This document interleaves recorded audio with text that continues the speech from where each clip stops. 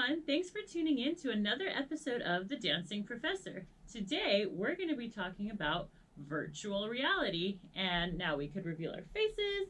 To help me talk about virtual reality, I have my colleagues, Rich and Dina. So, I've received a lot of questions and a lot of feedback from my students asking about what's true and what's false about virtual reality, how we actually use it in terms of user research. So I don't have that much experience on this subject, so I brought in these two experts, and so hopefully after today's session we'll be able to answer some of your questions. So before we begin, Rich, would you kindly introduce yourself to our viewers? I am the lead user researcher on YouTube VR. All right, and here we have Dina. Hi, I am Olga's colleague on UXRS, and I did a VR master's thesis. All right, and we worked together We And did. we worked together. on YouTube VR as well. And that was awesome. Yes. Awesome. And sorry, master's thesis, blah, blah, blah. Master's thesis, where did you go to school? I went to Berkeley. Berkeley. Yeah. Awesome. Okay, super. So without further ado, my first question for both of you is, and again, whoever knows the answer could jump in first, but essentially, what is VR? What is virtual reality? Like, how could you explain it to someone who has never used a VR product before? Would you like a stab at that? You want to bridge that off of your thesis? Sure, yeah. Well, we used VR because we wanted to create an immersive environment, and we felt like that was the best way to do that in order to build empathy with something, butterflies in my scenario, in order to Butterflies? Yeah, monarch butterflies, because the thesis was about climate change, and they're impacted by climate change. And we wanted to see if there was a way through narrative that we could tap into people's emotions and then affect their attitudes and behaviors. And so, okay, and I'll get to this later, but the reason as to why you didn't actually just test it in a real setting is because you don't have access to that many monarch butterflies? We can't actually immerse people in a migration of monarch butterflies. That is correct. Okay. And we also can't do that within like a reasonable distance of their own home. Okay. Yeah. Okay, that makes sense. Got it.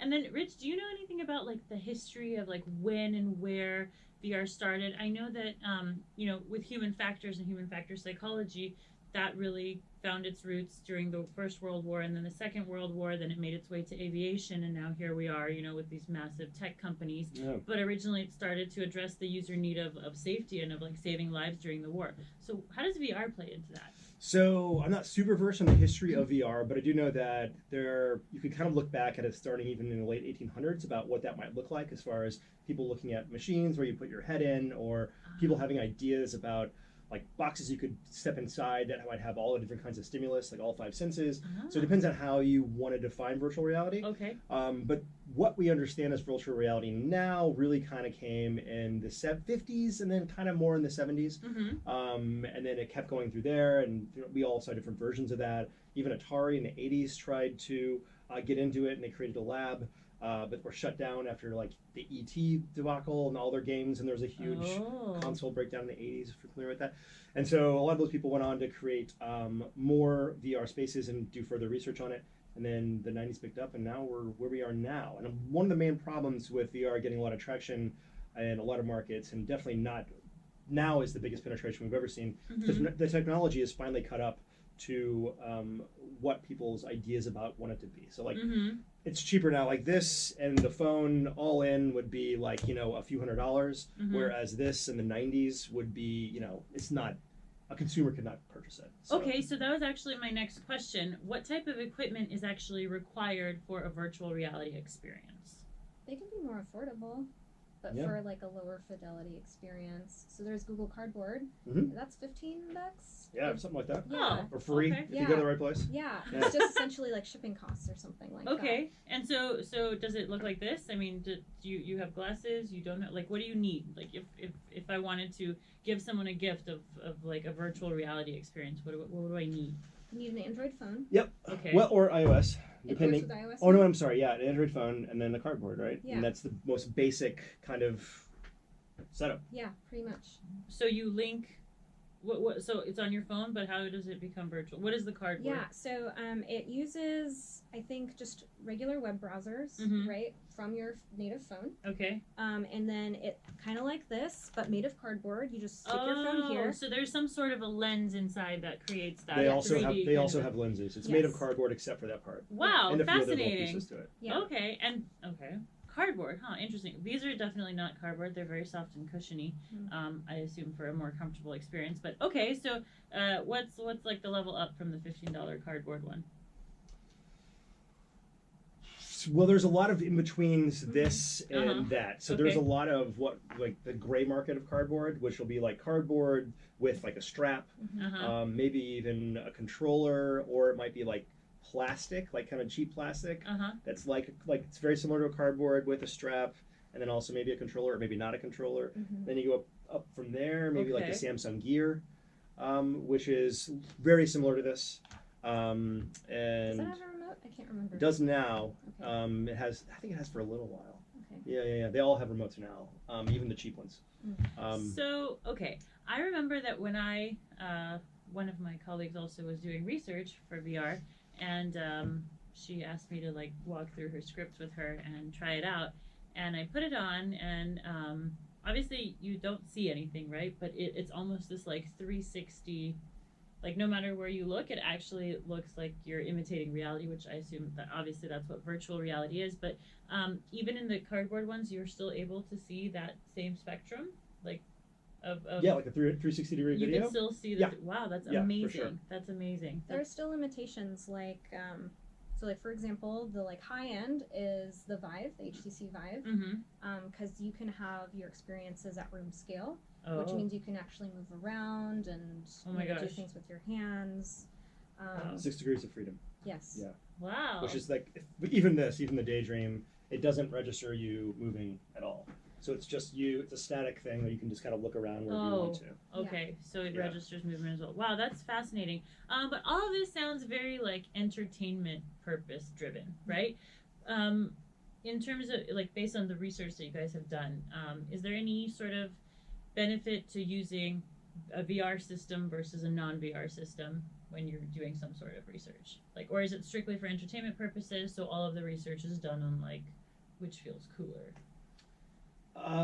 So I think what you're asking is, do you want to do research on VR outside of VR, or what were you? I just like what is the point of VR? I guess is the question. What is the point of VR? Yeah, if there is another point besides entertainment. There is. There's Okay. there's a lot of things. They're seeing a lot of really interesting things with. So just from a therapy standpoint, there's a lot of things Oh. that gain empathy. People can get over various phobias or any kind of tribulations or that might have trepidations they might have about certain things. It can help in therapy. It can also, I mean, the applications, especially on the higher end, what we're talking about with like Vive or whatever. Yeah. I think there's a successful surgery that was done and basically in virtual reality. So a doctor located 1,000 miles away was able to virtually be somewhere and operate through a robot and do something. That's so like those amazing. applications there. Mm-hmm. Learning technology. I mean, so there's a whole thing about a virtual, I think it was a virtual forklift. And so they were training people on a virtual forklift to get their certification before they actually used the real forklift to go out into the warehouse to do it. Okay. And what they found is like they were just amazing. Once they got out there, that virtual information was perfect in the real Interesting. world. Yeah, so they were able to learn virtually. They didn't damage anything, the equipment, the warehouse, and they could transfer it easily to the real world, and then just like that. So that And sort they had of more fun. yeah, that reminds me a lot. So we interviewed some pilots on this program. For so sure. like the Yeah. simulator is also a really great way, that you can simulate like engine failure or terrible weather conditions that you wouldn't be able to simulate in real life because we don't control weather. And then secondly, because we can't like create a war zone just for someone, to get trained in like a really dangerous situation. So Right. you're saying that virtual reality is very similar, right? So we're able to manipulate environments for therapeutic purposes and for training purposes. Yeah, Dina, did you have anything to add to that? Yeah, I think, for all intents and purposes, a common criticism of VR is like, Mhm. oh, well, you're in virtual reality, you're not actually in the real world. But Uh-huh. for all intents and purposes, your brain believes you are there. Okay. It becomes this physiological sensation that you are really, I think, incapable of overriding outside of like incredible super self-awareness. Yeah, yeah. Awesome. True. That's really cool. So speaking of what people think of VR, right? So you probably read or you hear about people saying that VR can cause like dizziness or headaches based on your research, right? What have you found to be true? What are the myths? What are the truths? Well, actually, based on what Dina was saying, a lot of that, especially with like 3 degrees like this instead of like the entire like the Vive system where it register movement. Yeah. Part of the reason you get sick is because your brain does believe it's real, Okay. and it doesn't understand the difference in what it's seeing, and then your body's not moving. So if you're watching a video of a roller coaster or whatever it is, your brain has 2 different reactions, and that's one of the reasons you can get sick.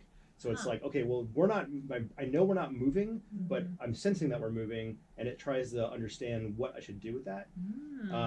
Yeah, so that's one of the reasons. And I mean, I think it's fascinating. I think from my research, about half of people that use it get sick to varying degrees. That could just mean a headache, or to something as bad as nausea.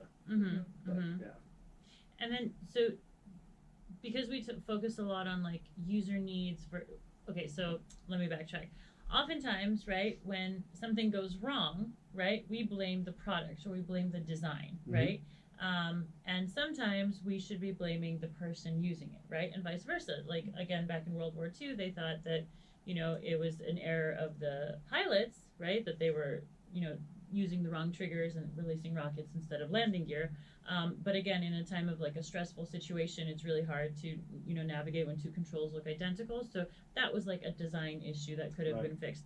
Do you feel like these negative consequences of VR are attributed to like the design of the product, or do you feel like it's like a strictly individual basis? I think it's the technology, really. The technology's still learning, and part of that is design, I think. I mean, working with some really brilliant designers, and what they're working on. They're definitely design and engineering fixes to help deal with like VR sickness, and those are advancing all the time. Okay. So that's definitely happening. I mean, it's a new field, so it's so nascent that all these really brilliant people are working on it and just figuring out problems that seem really basic, like figuring out nausea, but they're actually really complicated to figure out What's how like to do another that. problem that's a result of VR? Do you know of any off the top of your I mean, head? people turning into werewolves, but I don't think we're allowed to talk about that. Gag order. But, no, I mean, I think that's the biggest one. Eye strain is included in all of that. Yeah. Okay. But I mean, a lot of these things you get with any kind of technology. Exactly. I mean, from reading a book to Totally. to playing a video game to watching a movie in the dark. Absolutely. So, I completely agree. Yeah. Okay. So that just goes to show that it's not, we can't blame like the design of the product or be like, oh, VR is bad because it causes headaches. It's just that anything that you're using your eyes or your senses or your brain or all of these things for, right? It's definitely applicable to anything that we really do. Safer Awesome. than driving. Right. For sure, 100%. Right. Okay, so like, where do you see the future of UX research? Like, what do you think are some like main goals that For VR or just in general? Sorry, VR. Yes. Future VR, of VR. Future of VR research. You got all the things. I don't know. I mean, it's really fun to work in it right now. We're constantly coming up with new ways to tap into it. One of the things that YouTube is doing, and you worked on the co-present stuff while I was on paternity leave, right? So that's the thing that was released, which is multiple people in these headsets. Co-presence? Is that what you said? Co-presence. Okay. So multiple people watching YouTube videos together and able to communicate and choose videos. So we're figuring out new ways to tackle what that experience looks like. So how are you able to measure that experience, especially if you want to have people spread out all over the country doing it instead of in a lab where that's very different. And then you're going to have strangers or friends, what's ideal, and then how do you measure that once you're there? So is it like a chat room but virtually, like everyone? Yeah, it's very similar. So you don't necessarily know everyone, but like let's say I'm watching a video in virtual reality and then someone else is watching the same video, I could actually talk to that person. Yeah, you talk to the person, there's avatars that move around, and you can talk about things. You can select videos, like, hey, watch this video, and then you can laugh together. Awesome. And so what does that look like? And so we're coming up with the kind of interesting ways to kind of measure that. And as VR just keeps advancing, I imagine that'll just continue. It's going to be more challenging from a research point of view to understand, okay, well, this is something we've never had to measure, never had to understand or evaluate. And how are we going to bend the methods that we already have or invent new ones in order to get at that? And that's kind of one of the most fun parts about working on it. And then a question about participants for this research. Do you find that a lot of people are into VR, or like, would it be, or do you only use people like that are novice users? Do you always look for people who are experienced, participants? Depends on the goal of the study. Uh-huh. But yeah, finding people that use VR with any regularity is very difficult. Okay. It's just the penetration's just not there yet, especially Uh-huh. in the more higher end things like Vive. Very, very difficult to find them. Yeah. Gear, Cardboard, and Daydream a little easier, but Mhm. yeah, it's still not as big. It's as big as it's ever been, and it's still not that big. Okay. Yeah. There's a high barrier to entry, right? Yeah. A lot of people that I've spoken to, participants included, are Mhm. like, oh, I think VR is interesting, but I can only really afford the Right. Cardboard, and that's not a really great experience, but I can't just I drop, see. what is it, 1,000 For Vive, for Vive? at least. Yeah. And a space, right? You're right. You have the space. Right, Yeah. when you said that there's like these 6 degrees, and I was like, I wouldn't even know where I could do that because I would probably hit and fall over absolutely everything. Yeah. Yeah, know? you have to have Yeah, space. Like you said, just yeah. go to a football field and like, cool. Yeah, so then that's really fascinating. And then Dina, I just wanted to ask you a little bit more about your thesis, because I assume that it was in the Department of Psychology, right? That you did? No? It was with the School of Information. Ah, okay, Yeah. School of Information. Cool. So, I don't know. You mentioned Monarch Butterfly's immersion, right? Having people feel emotionally better. So, what do you think is the link between psychology and virtual reality? Yeah, so I think there's this aspect of awe Okay. that can be utilized in VR. So in particular, just to like paint the context, you start within a home in your room, and there's a narrator, and there are all these interesting things about that. But you are instructed that you are in your room and you can go into a painting.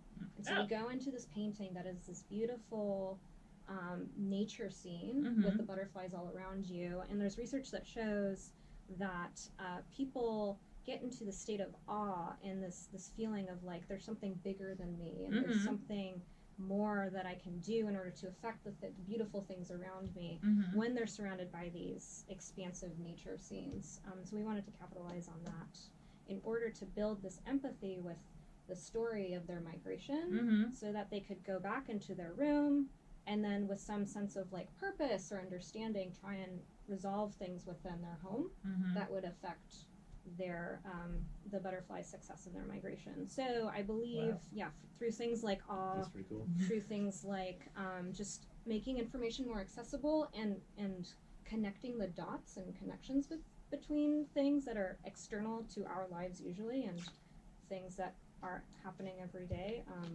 it can be really successful. Awesome. What about the ages of people who usually use VR? Is it? Oh, it's all over the place. It's all over the place. But I mean, if you're talking, just as she mentioned, one of the big barriers to entry is the price point. So you're getting people that it's more affluent people that are going to be using and older. So part of affluence comes with age. So you're going to have people that are a little bit older, that have disposable income. Right. So that's kind of where you're seeing a lot of, especially the more higher end. Yeah. But it's all over the place. Fascinating. Even with children, I'm not sure. Well, Well, the affluent parent probably the buys affluent it for the parent child. would have to buy. Would this fit on a child's Oh, head? that's a good question. Are there different sizes? No. I mean, what are you talking about? Child? You about a 5-year-old? Or are you talking about a 13-year-old? Because 13-year-old, yes. 13-year-old kid. Younger than 13? I don't know. I don't want to look into that. Is there an age limit at which you could start using, like, this product is for children? There are ages definitely 1? concerns Mhm. about younger humans using virtual reality. Mini For humans. Sure. Yeah, I'm thinking Yeah. of my 11-year-old nephew, and his father has a VR headset, the Oculus, but like he's never touched it Yeah. through some perceived concern of like, what is this going to do to my kid, if anything at all. Mhm. That's a space where there's insufficient research. There is. Yeah. But as we all know, researching with children is very challenging. Yes, Super challenging. definitely. Lots of legal stuff. Yeah. Yeah. As there should be. Yes. As there should be. Yeah, even in the school setting, like we have various psychology classes at our university, and anytime there's like a research methods course, and then the students are given a chance to conduct their own research. Okay, I'm going to do it at this school. And you can't do anything with children. You have to get consent from the parents, and the school doesn't even want to like take responsibility for that, so they just cancel the ability to even do any research on children. And I agree with you, Dina. There's so much research to be done on them. Yeah. More so that like they are very different, you know, from the adult brain based on the way that their brains have developed or whatnot. But maybe the fear that we have that this might harm the children is actually like false, or you know, like in not Yeah, such a big we deal, don't you know, know. and we don't know because we can't actually test it until they're older. And people Yeah. are always very hesitant on any new technology with children. Definitely. Yeah. Yeah. Awesome. So thank you. That was really, really interesting. Is there anything else that you would like to share with our viewers that you think is really important for people to know about VR that maybe are misconstrued? For me, the number one thing is the concept that it's not like I'm not really there. Like your But brain thinks you You're are really there, yeah. and that affects you, and you may like be thinking at the back of your mind like I'm actually sitting on my couch in the living room, but your brain is constantly contending with You know, that. speaking of that, I just have a question. So, do you feel like people could actually get addicted to this sort of like euphoric feeling of like, I could be in space or I could be somewhere else? It's actually like you're in a video game kind of a thing, you know? Right. Like it's very different looking at it in a flat screen and then let alone being able to move through it. Like, I don't know, it sounds so fascinating. I feel like if I ever tried it, I would just want to do it like every day. You'd be surprised. Really? Okay. But no, I think that's true of anything. Of anything that's really interesting. Yeah, exactly. And works well. Yeah, I Okay. think the idea of anything being like addictive Yeah. outside of like heroin or other things that actually are addictive. Yeah. I mean, there's always a risk that you Yeah. might be, you know. Just the sense of awe, and it's almost like euphoric to be like so. And I imagine that even therapy wise, I could even see like therapists using it for their patients in terms of like, you know, disconnecting, because I feel like that's a great way to disconnect and sort of avoid, you know, problems because we are very self-critical and, you know. I think what prevents it from getting into that super obsessive mode is the comfort level. I was just gonna say that. Yeah. I was gonna say even with the most immersive, with the Vive, Yeah. or even higher end than that, you know, like that is not available to the general public. Mm-hmm. You can't be in it that long because the headsets themselves, you know that you're not there. You know that you're in the real world and you have this thing that's putting pressure on you, or headphones that are hurting your ears after a while, I see. or holding controllers, Yeah. or just standing up because you have to. Most of these that for the really immersive experience, you're standing. You're going to want to sit at some point, and that so there's a lot of things that make it so. It's hard to have a very long session. It's kind of what you were getting at too.